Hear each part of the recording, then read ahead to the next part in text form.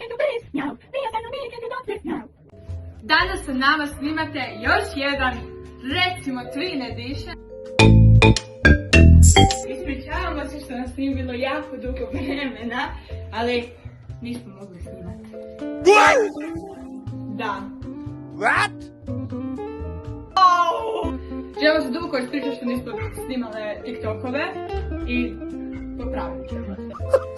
Pošto sad znamo da se TikTok možda briše, možda se ne briše, zapratite nas, imamo i Instagram i YouTube, zapratite nas, ura! I kao što smo obećale da ćemo pozdraviti osobu koja pogodi koliko imamo mačaka, došli su rezultati i osim su pobjednika. Tako da duboko i veliko želimo pozdraviti Miranu i dedu! Ali ne našeg dedu! Oh.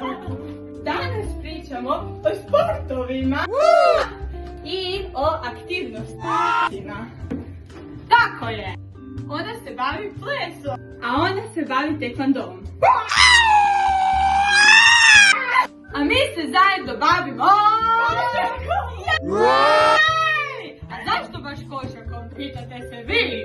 Zato jer smo divovi. No.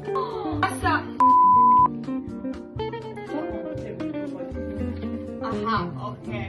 A tko pogodi čime se još bavimo, dobiva pozdrav u sljedećem videu. A u ovom videu pozdravljamo Janolu i dedu.